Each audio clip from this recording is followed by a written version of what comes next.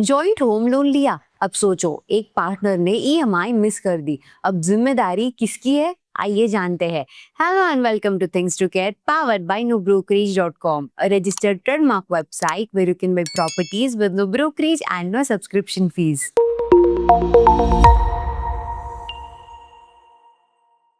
आज के वीडियो में हम बात करेंगे जॉइंट होम लोन के बेसिक्स और लायबिलिटी स्ट्रक्चर, डिफॉल्ट होने पर बैंक का एग्जैक्ट प्रोसेस, क्रेडिट स्कोर और लोन एलिजिबिलिटी पर इसका असर, प्रॉपर्टी के रिस्क और hidden legal complications, tax benefits पे इम्पैक्ट, मिथ्स वर्सेस रियलिटी और सबसे जरूरी, अगर आप इस सिचुएशन में आ जाते हो तो क्या करना चाहिए, उसका एक स्टेप बाय स्टेप प्रोसेस। तो एंड तक आपको एक क्लियर रोड मैप मिलेगा, रिस्क समझने के लिए भी और अपने आप को सेव करने के लिए भी। जॉइंट लोन के बेसिक से स्टार्ट करते हैं। जॉइंट लोन का मतलब है कि दो या ज्यादा बोरोवर्स एक ही लोन के लिए रिस्पॉन्सिबल होते हैं। सब बोरोवर्स की इनकम ऐड होती है, इसीलिए एलिजिबिलिटी ज्यादा हो जाती है और बेनिफिट भी मिलता है। जैसे सेक्शन 80C और 24B में दोनों को टैक्स बेनिफिट मिलता है, पर यही टैक्स बेनिफिट एक डिफॉल्ट के बाद हेडेक बन जाता है। अब देखते हैं कि डिफॉल्ट होने पर क्या होता है। अगर एक बोरोवर ईएमआई देना बंद करता है तो दूसरा ऑटोमेटिकली रिस्पॉन्सिबल हो जाता है। अब बैंक के लिए लोन एक कंबाइंड लायबिलिटी होती है, अलग अलग शेयर कंसिडर नहीं किया जाता।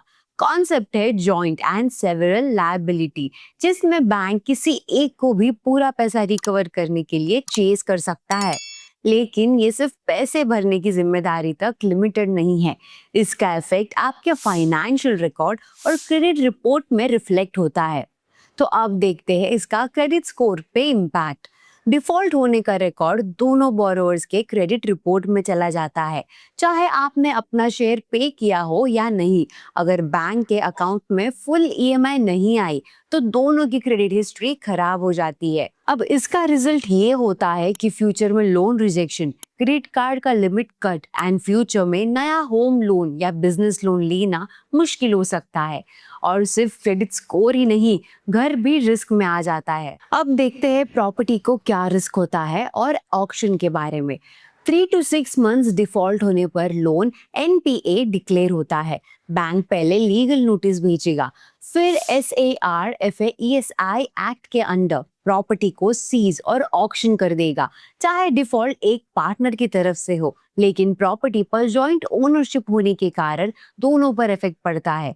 लेकिन दोस्तों, फाइनेंशियल और प्रॉपर्टी रिस्क के अलावा कुछ और हिडन कॉम्प्लिकेशंस भी होते हैं जो बहुत लोग इग्नोर करते हैं। सबसे पहले गारंटर पर भी रीपेमेंट रिस्पॉन्सिबिलिटी आ जाती है, यानी अगर आपने गारंटर रखा था तो उस पर भी जिम्मेदारी आ जाती है। दूसरा, फैमिली सिचुएशंस में भी स्ट्रेस बढ़ सकता है, स्पेशली जब लोन जॉइंटली मैनेज हो रहा हो। को ओनरशिप डिस्प्यूट्स, जिसमें प्रॉपर्टी जॉइंटली ओन्ड होने की वजह से एक का डिफॉल्ट दोनों के ओनरशिप को खराब करता है। ये सब होते होते लोग एक और चीज भूल जाते हैं, और वो है टैक्स बेनिफिट्स। टैक्स बेनिफिट्स पर इसका असर देख लेते हैं। नॉर्मली जॉइंट लोन पे दोनों को सेक्शन 80C और सेक्शन 24B के अंडर टैक्स बेनिफिट मिलता है। लेकिन अगर डिफॉल्ट होता है और एक ही बोरोवर ईएमआई भर रहा है तो सिर्फ वही बोरोवर बेनिफिट क्लेम कर सकता है। मतलब एक पार्टनर का टैक्स सेविंग का एडवांटेज भी चला जाता है।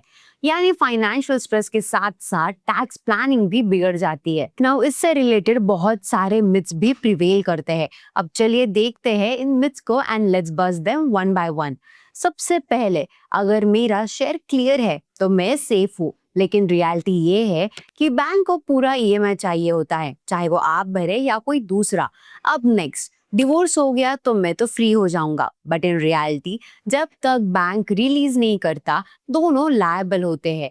अब कई लोग सोचते हैं कि डिफॉल्ट सिर्फ एक बोरोवर के क्रेडिट स्कोर को इम्पैक्ट करेगा, लेकिन असल में दोनों पर इफेक्ट पड़ता है। एंड एंड में ये कि बैंक सिर्फ डिफॉल्टर को चेस करेगा, लेकिन इन रियलिटी बैंक जिसे इजी लगे उसे चेस करता है।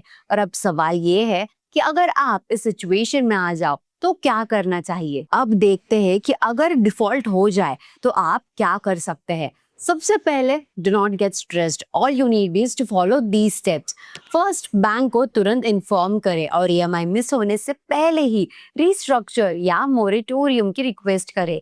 सेकेंड, पार्शियल पेमेंट का ऑप्शन, जिसमें अगर फुल ईएमआई नहीं पॉसिबल है तो पार्शियल पे करके रिकॉर्ड को सेटल स्टेटस पे ले आओ। नेक्स्ट, इंश्योरेंस क्लेम, जिसमें अगर बोरोवर की डेथ या डिसेबिलिटी है तो लोन इंश्योरेंस हेल्प करेगा। फिर सेल और ट्रांसफर, क्योंकि प्रॉपर्टी को बेचकर लोन क्लोज कर देना एक सेफर ऑप्शन होता है इंस्टेड ऑफ डिफॉल्ट। और लास्ट में, लीगल प्रोसेस टाइम कंज्यूमिंग और कॉस्टली हो सकता है, इसलिए पहले ही वर्बल सेटलमेंट का ऑप्शन एक्सप्लोर करना बेहतर होता है। मतलब प्लानिंग सिर्फ लोन लेने के वक्त नहीं, डिफॉल्ट सिचुएशन के लिए भी करनी चाहिए।